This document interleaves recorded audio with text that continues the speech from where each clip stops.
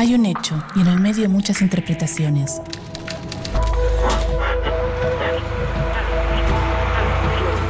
En la calle, en el auto, en la casa, el bar, el trabajo.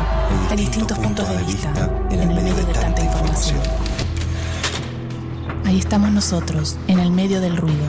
En el medio hay un hecho y distintas miradas. En el medio hay un hecho y muchas verdades. En el medio hay mensajes y miradas. Y nosotros estamos ahí. ¿Qué ves? ¿Realidades? ¿Qué escuchas? ¿Verdades? ¿Qué lees?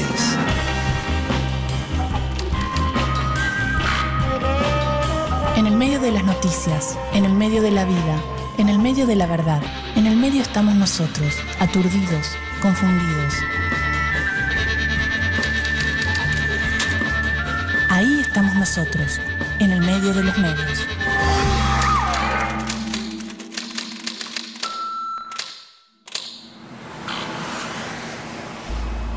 La prensa gráfica tiene, como todo medio de comunicación, las funciones de informar, promover, formar opinión, educar y entretener.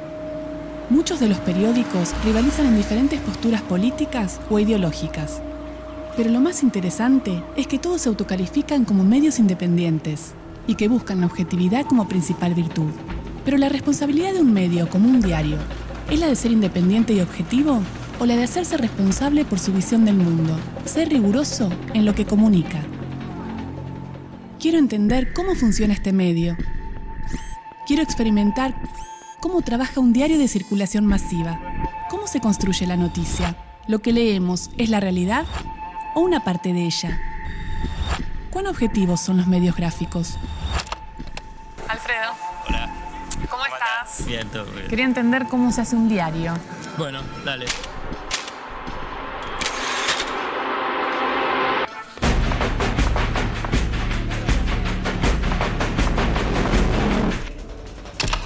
¿Qué es ser editor? Editores va a agarrar las notas de los colaboradores, las leo, me gustan, no me gustan, las corrijo, las arreglo y después editarlas. Editarlas es ponerle la volanta, el título, la bajada, buscar la foto, seleccionar la foto, ir a diagramación. Él está diagramando una página. Ahí ya está armando en función a las fotos que le dieron, la cantidad de líneas, que todo eso después se la lleva el editor y el editor tiene que llenarlo, ¿no?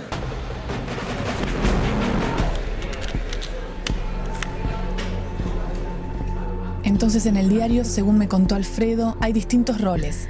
El redactor trae la información de la calle, arma las ideas de nota, lo que se llama sumario, y busca en archivo los datos que necesita. El archivo donde aquí agarran todos los diarios, cortan las notas, después las escanean y pasan a la máquina ya. Entonces va a ser muchísimo más completa la información de archivo que vos podés recuperar. No es importante el diario de ayer. Lo que ellos hacen que va a servir para dentro de 5 años cuando quieras recuperar noticias de hoy. Después el editor lo que hace es seleccionar las noticias presentadas por sus redactores, pone título, volanta y bajada. Pero la última palabra de lo que se imprime y cómo se ordena el diario la tiene el director. Ernesto, entonces ahora vas a dividir las páginas.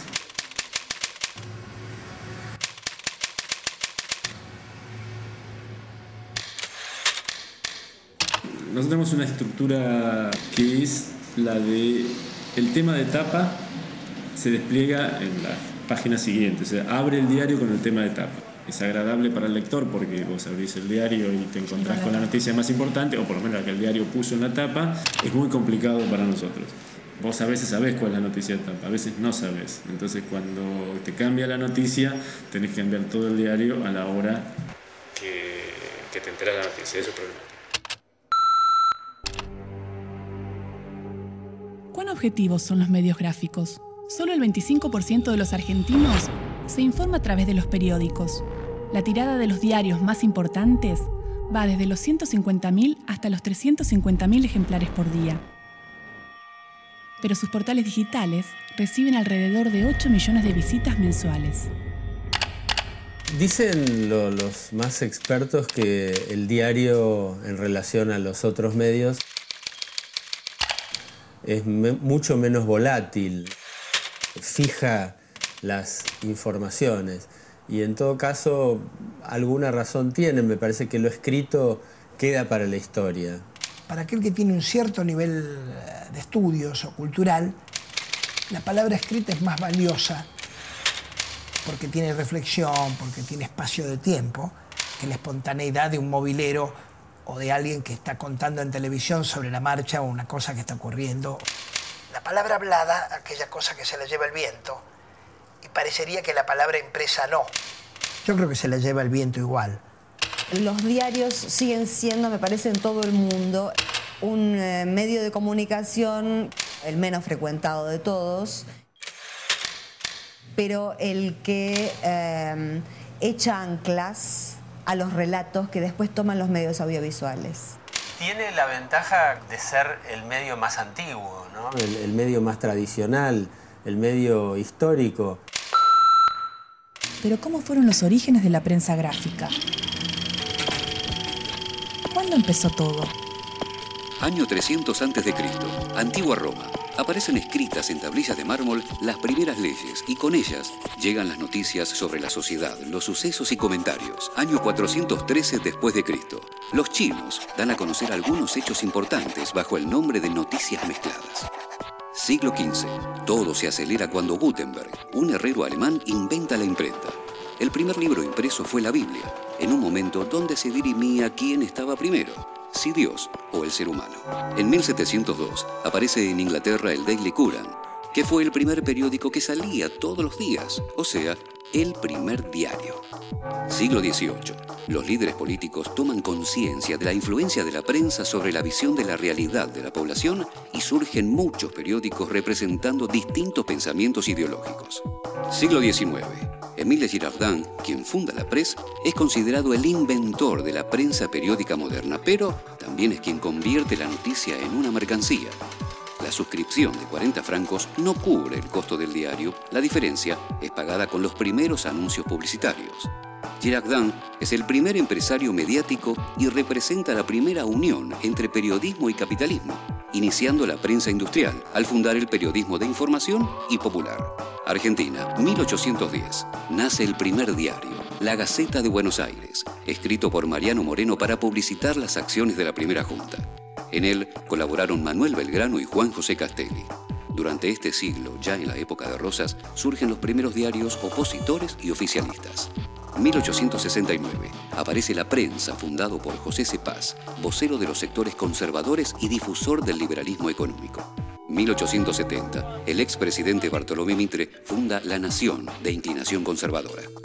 1890. Nace el periódico socialista La Vanguardia, dirigido por Juan B. Justo.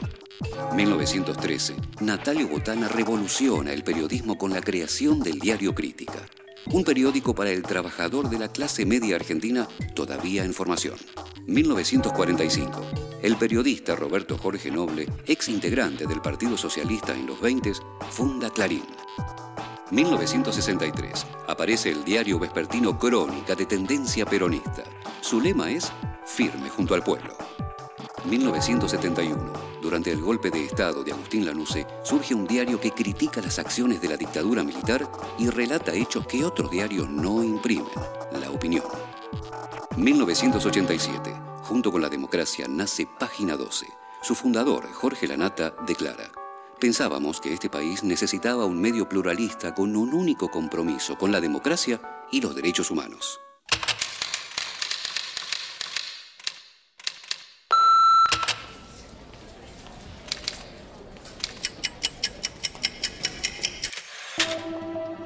Bueno, en este momento va a empezar la reunión de editores donde van a definir cuál va a ser la tapa.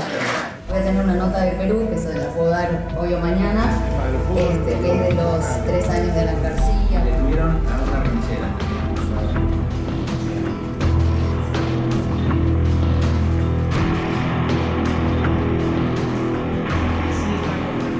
Bueno, che, la tapa, ¿con qué hacemos? ¿Qué hacemos? Vamos con el campo. De abril del 2008. A diciembre, 15.300 millones de pesos. Equivalen el 62% de lo que se recaudó de retenciones. ¿El diario de Cueso cuánto va a ocupar más o menos? Yo le dije que haga 100 y 50 y un recuadro con los... Te doy más. Bueno. Hay muchas verdades. O Ese es muchas otro tema. interpretaciones. Más que verdades, lo que hay es muchas miradas sobre la verdad. El concepto de verdad obviamente es muy controvertible. Yo te diría que, si tengo que ser sincero, yo no sé si es verdad lo que publica el diario todos los días. Es más, creo que científicamente es imposible establecerlo. Probablemente haya un 1 por 1000 de verdad con mayúscula en los diarios. ¿Por qué? Porque la información es algo que permanentemente está cambiando y que permanentemente se modifica.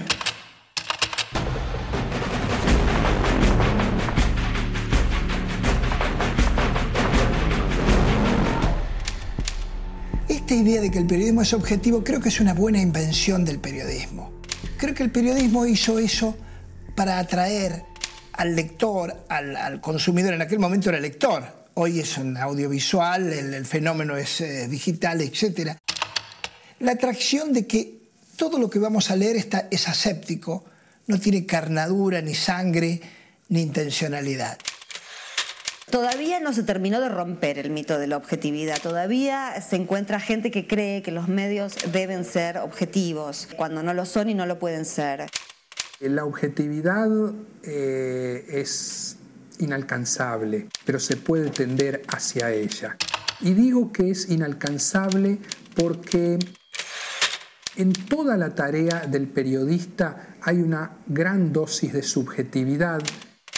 Una objetividad absoluta es una utopía, no solo por la existencia de la empresa periodística,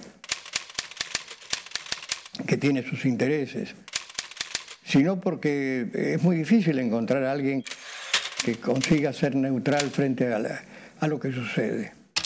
Nos metemos en los hechos, nos embarramos en los hechos, nos ensuciamos en los hechos y los traducimos y los contamos de la manera que nos da nuestra subjetividad. Hay como me parece, hay dos valores en juego. Uno es la subjetividad. Yo me paro desde determinado lugar, desde mi historia personal, mis intereses, mi ideología, mi necesidad profesional, el humor que tengo ese día para contar un hecho. Pero a esa carga subjetiva yo la tengo que hacer pasar a través del filtro de la profesión.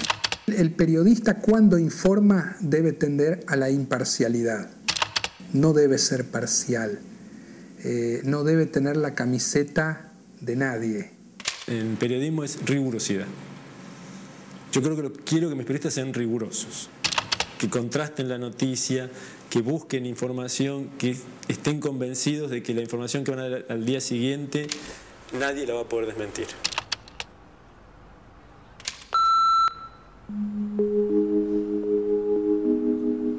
Entonces, seleccionar los hechos de la realidad que son noticiables, definir la tapa de un diario o contar una historia podrá variar según quién la escriba y para qué medio de comunicación sea.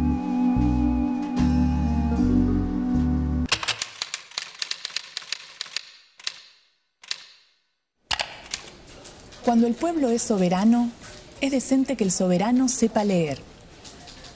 Por unas pocas monedas, vamos a darle una educación. Émile de Girardin.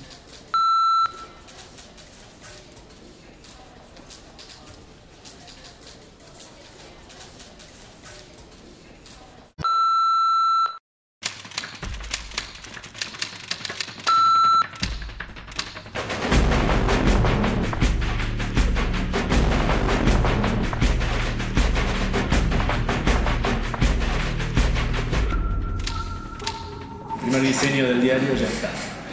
Ahora, básicamente, esto es lo que va a salir. Si es que no pasa nada a la tarde, que cambie todo.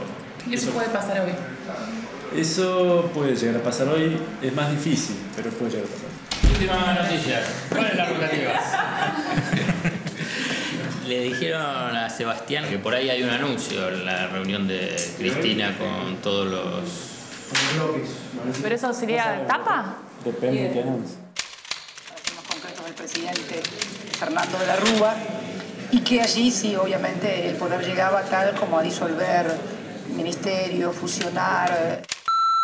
Pero entonces lo que se iba a anunciar, lo de las retenciones o algo de eso, parece que no va, que va tu tapa. 6 años de crecimiento con no sé, por ahí le gusta superpoder, ahí ya es la decisión más del director. Cuando llega un momento así, es toda una discusión y es una decisión editorial, es una decisión periodística y es una decisión empresarial. O sea que todavía no se sabe cuál va a ser la tapa y puede que todo cambiar. Así es. ¿Quién decide lo que es noticia? ¿Qué nivel de influencia tienen los diarios en la agenda política del país? Los diarios no marcan la agenda, pelean por marcar la agenda, sobre todo las grandes empresas periodísticas, que en Argentina son pocas. Pero bueno, en los últimos tiempos la pelea siempre es si es el poder político el que marca la agenda o los grandes medios son los que determinan la agenda. Esto es una batalla que se da en distintos momentos y a veces es una relación desigual.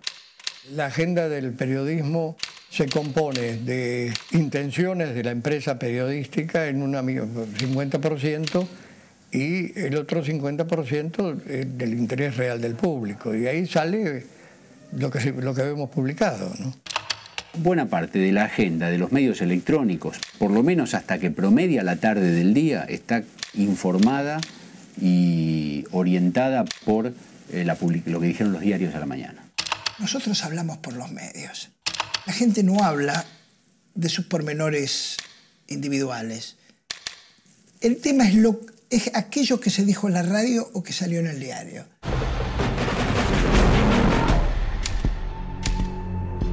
A las 5:30 se reunieron en la primera reunión de edición y la tapa era una. Ahora 8 de la noche la tapa es otra. O sea, habló la presidenta. Habló y lamentablemente la edición que teníamos preparada cambió. Todavía puede pasar. Puede cambiar. ¿Puede cambiar? Puede cambiar.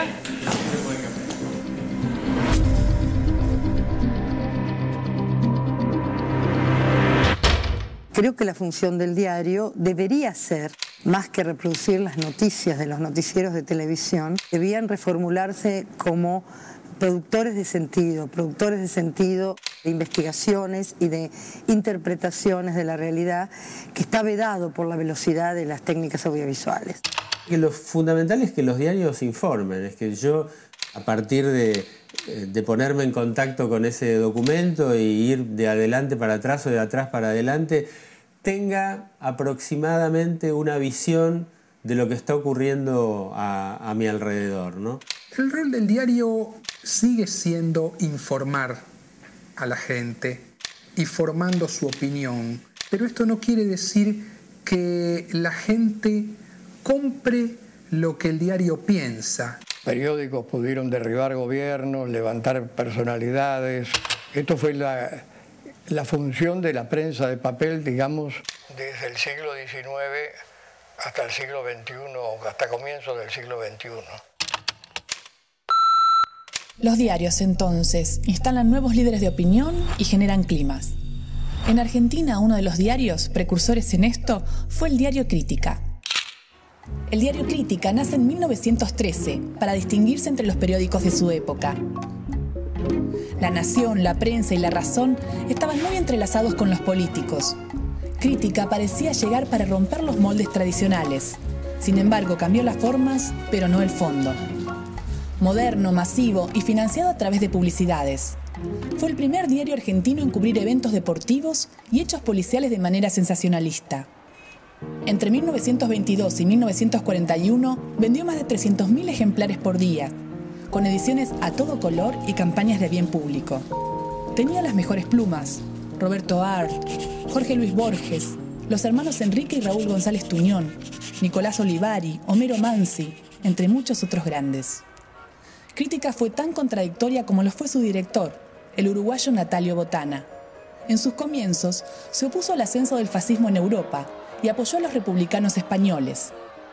En Argentina, primero apoyó a Hipólito Yrigoyen como candidato a presidente en 1928, pero después influyó desde los titulares para generar el clima que devendría en el primer golpe de Estado en Argentina, en 1930. El titular principal el día que Uriburu tomó el poder fue: inmensa alegría invadió a todos ante la caída de la tiranía. Un año después, la dictadura clausuró el diario y frenó las rotativas durante 2 años. Botán es comparado con el magnate empresario norteamericano Randolph Hearst, que Orson Welles retrató en su película El Ciudadano Kane. Es que fue el creador del primer multimedio latinoamericano. Manejaba prensa, radio, noticiero cinematográfico y productora de cine. Y durante muchos años fue dueño y señor de la opinión pública argentina. Un personaje con una sola consigna: quiero y puedo. Fallece en 1941 en un accidente automovilístico. Y el diario, tras una crisis, cierra en 1962.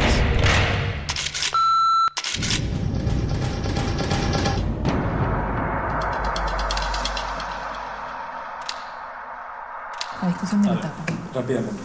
Lo jodido es la imagen. Yo iría por el lado del proyecto Kryptonita y chao. Proyecto Kryptonita es título. Sí. ¿Y sabe la gente que es el proyecto Kryptonita? Los pibes jóvenes, Kryptonita era de mi época. Es que el problema es que si no, no se entiende ninguna otra cosa. Vale, escuchame una cosa, la Kryptonita tiene que estar cerca de alguien, porque la Kryptonita es el que mata, el que pones un cacho de la piedra y chao. La piedra verde es horrible, no pensó. Pero la piedra sola es un embole. Poner pedazos de Kryptonita en las bancas o poner banca, ¿entendés el tema del Congreso? ¿Cómo puedes armar el tema del Congreso? Jugar el Congreso como si el Congreso fuese la Kryptonita. Está bien, pero vos decís... Armar una imagen con la cúpula, que se parezca, ¿me entendés? Básica, como que vos que sea una piedra, pero que sea el Congreso. No digo que no te entiendo lo que decís. ¿Qué? ¿No te parece mucho, Diego? No, es que en realidad Gaby la va a tratar de ajustar lo máximo posible.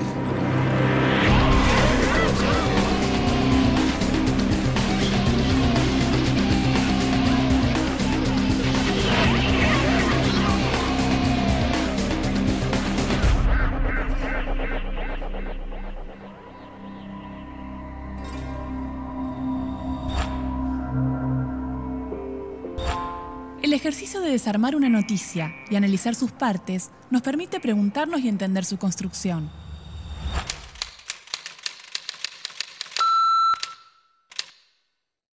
Acá tenemos la tapa del diario Clarín del 15 de marzo de 2009, donde el título principal anuncia lo siguiente: creen que anticipan la elección para frenar fugas en el PJ.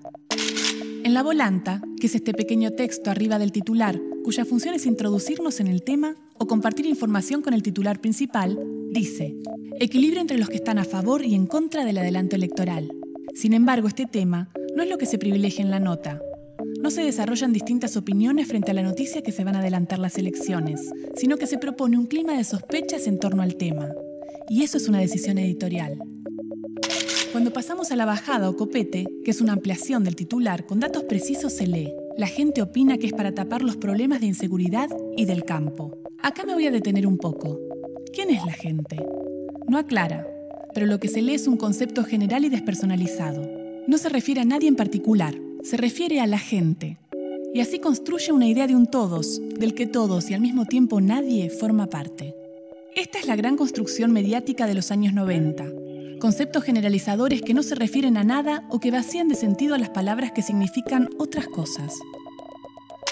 Como en este mismo texto, la palabra inseguridad, que aparece en todos los medios igualada al delito contra la propiedad privada. ¿Acaso no hay otro tipo de inseguridades? ¿Y el campo? ¿Es lo mismo que la mesa de enlace? En este tema también se generalizó, y con esta generalización se invisibilizó a todo un sector del campo. Llegamos al primer párrafo, y acá vale aclarar que una de las reglas del periodismo es la pirámide invertida, que es una estructura que se utiliza para poder organizar la información, con datos de mayor a menor importancia. El primer párrafo es el más importante porque debe contestar a las 6 preguntas fundamentales: ¿qué?, ¿quién?, ¿cuándo?, ¿dónde?, ¿por qué? Y cómo, y así contener el núcleo de la información. En la lectura del primer párrafo dice: para la mayoría de los argentinos. Somos 40 millones de personas. Entonces lo que se piensa inmediatamente es que al menos un 51% de 40 millones piensan eso que dice en la nota.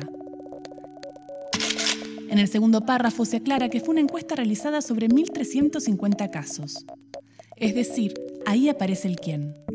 Toda la nota, que es título principal de tapa y ocupa 3 páginas, se sostiene en una encuesta para la que fueron consultadas 1.350 personas. Es decir, que de 1.350 casos se llega a creen, la gente y la mayoría de los argentinos. Este quién se desarrolla recién en el último párrafo.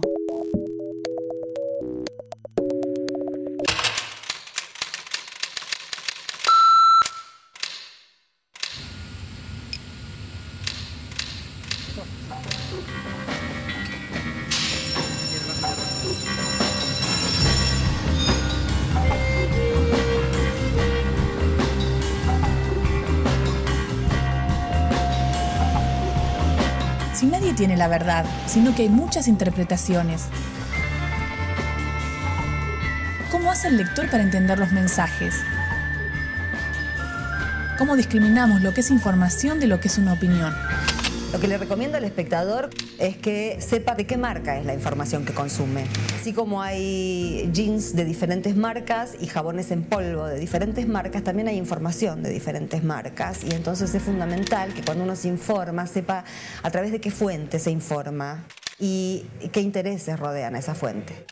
Estaría bien que los periodistas, uno por uno, dijesen: yo de este tema del que voy a informar pienso tal cosa. No me parece mal, no es una práctica que nosotros hagamos habitualmente. También uno debe decir, lo que piensa cada periodista sobre los hechos que trata se trasluce en su producto periodístico. Somos puntos de referencia, entonces trabajamos para empresas y nosotros, en todo caso, podemos ejercer con dignidad y con ética un oficio que tiene un techo que a veces podemos perforar. Si no lo hubiera dicho Majul antes, utilizaría eso que yo lo vengo pensando hace mucho tiempo. Creo que a los periodistas nos creen demasiado y entonces una de las recomendaciones sería que no nos crean tanto, ¿no? Que pongan más en duda las afirmaciones del periodismo.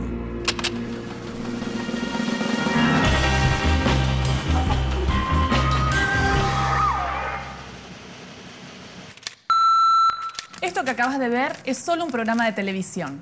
Una visión, una opinión, nuestra interpretación de la realidad. Es nuestra verdad, pero no es la única.